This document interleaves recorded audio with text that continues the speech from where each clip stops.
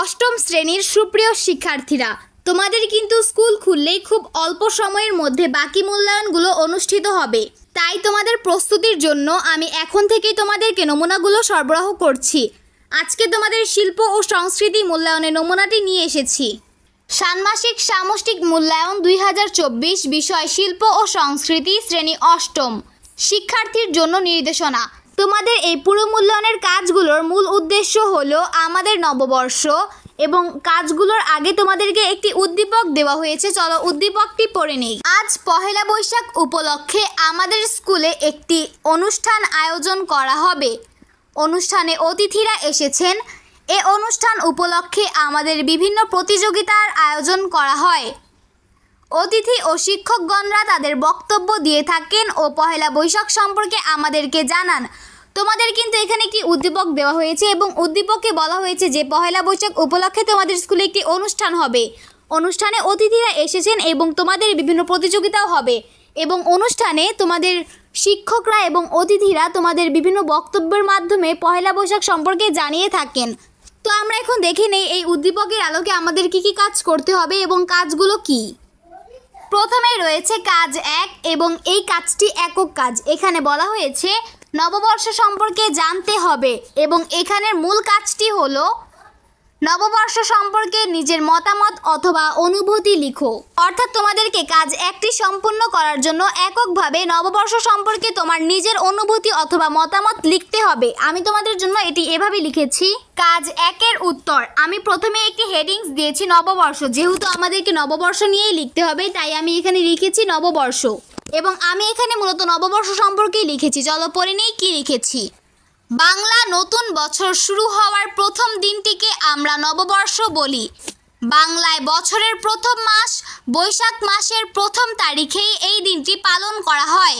নববর্ষ বাঙালির প্রাণের উৎসব, আর নববর্ষের প্রাণ হচ্ছে বৈশাখী মেলা। নববর্ষকে কেন্দ্র করে বাংলাদেশের বিভিন্ন স্থানে বৈশাখী মেলার আয়োজন করা হয়।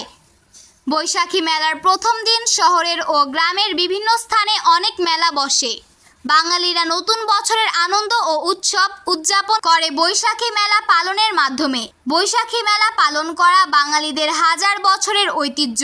বৈশাখী মেলাকে কেন্দ্র করে আয়োজন করা হয় বিভিন্ন ধরনের সাংস্কৃতিক অনুষ্ঠানের।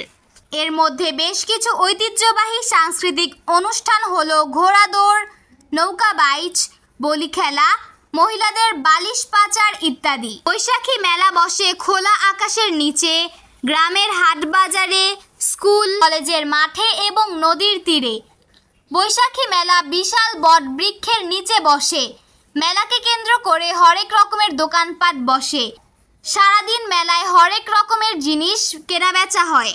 গৃহিণীদের নিত্য প্রয়োজনীয় পণ্য, নানা জাতের কুটির শিল্প, মৃৎশিল্প, হস্তশিল্প এবং হরেক রকমের পণ্যের সমাহার ঘটে বৈশাখী মেলায়। বৈশাখী মেলা আসে বাঙালিকে নতুন করে অনুপ্রাণিত করার জন্য। বৈশাখী মেলা বাঙালি সংস্কৃতির ঐতিহ্য রক্ষায় গুরুত্বপূর্ণ ভূমিকা পালন করে। এই মেলায় বাঙালির ঐতিহ্যবাহী পোশাক, খাবার, গান, নৃত্য, নাটক, খেলাধুলা ইত্যাদির প্রদর্শনী ও পরিবেশনা করা হয়। এতে নতুন প্রজন্ম বাঙালি সংস্কৃতির সাথে পরিচিত লাভ করে। বৈশাখী মেলা বাঙালির ঐতিহ্য ও সংস্কৃতির একটি গুরুত্বপূর্ণ অংশ। তো নববর্ষ সম্পর্কে আমার যা অনুভূতি বা মতামত ছিল তা কিন্তু আমি লিখে ফেলেছি। এখন আমাদের কিন্তু কাজ 1টাও সম্পূর্ণ হয়ে গেছে। এভাবেই আমাদের কাজ 1টি শেষ হয়ে গেল। পরবর্তীতে দেখি কাজ 2। কাজ 2 হচ্ছে দলগত কাজ। এখানে বলা হয়েছে নববর্ষের ছবি আঁকা। কাজটি হচ্ছে নববর্ষের একটি ছবি আঁকতে হবে ও রং করতে হবে। প্রতিটি দলে 4 জন থাকবে। অর্থাৎ এটি যেহেতু দলগত কাজ তাই দলে আমাদের 4 জন সদস্য থাকবে, এবং এই 4 জন সদস্যরা মিলে একটি দল গঠন করবে, এবং দলে আমাদেরকে নববর্ষের একটি ছবি আঁকতে হবে এবং সেটাকে রং করতে হবে। তোমরা নিজেদের ইচ্ছা মতো যে কোনো ছবি আঁকতে পারো। আমি তোমাদের ধারণার জন্য একটি ছবি দেখাচ্ছি। কাজ 2-এর উত্তর। এখানে কিন্তু আমাদেরকে শুধুমাত্র একটি ছবি আঁকতে হবে এবং সেটাকে রং করতে হবে। আমি তোমাদের ধারণার জন্য এরকম একটা ছবি দিলাম, যেমন দেখো নাগরদোলা, আবার কিন্তু অনেক ধরনের খাবার থাকে। এই যে দেখো এখানে নাড়ু মিষ্টি বিক্রি করা হচ্ছে, অনেকে আবার কাঁধে হাতে নিয়েও বিক্রি করছে। আবার বিভিন্ন খেলনা থাকে, যেমন অনেকে যে বাচ্চাদের বেলুন বিক্রি করছে, বাচ্চারা আবার এখান থেকে বেলুন কিনছে। এখানে মাটির তৈরি বিভিন্ন জিনিস, যেমন আমি কিন্তু ওখানেও লিখেছি মৃৎশিল্প, হস্তশিল্প, এগুলো বিক্রি করা হয়। এছাড়া এখানে কিন্তু অনেক মানুষও থাকে। এই যে এখানে আমি অনেক ভিড় এঁকেছি, বুঝিয়েছি যে অনেক মানুষ থাকে। তো এরকমভাবে আমি আমার ছবিটি কমপ্লিট করেছি। আশা করি তোমরা এখান থেকে ধারণা নিয়ে নিজেদের মতো ছবিটি আঁকতে পারবে এবং তোমাদের ছবিটিও সুন্দর হবে। তো এভাবেই কিন্তু আমাদের কাজ 1 ও 2 সম্পূর্ণ হয়ে গেল। আশা করি তোমরা বুঝতে পেরেছো এবং ভিডিওটি ভালো লেগেছে। ভালো লাগলে অবশ্যই একটি লাইক, সাবস্ক্রাইব এবং কমেন্ট করে দিবে। ধন্যবাদ।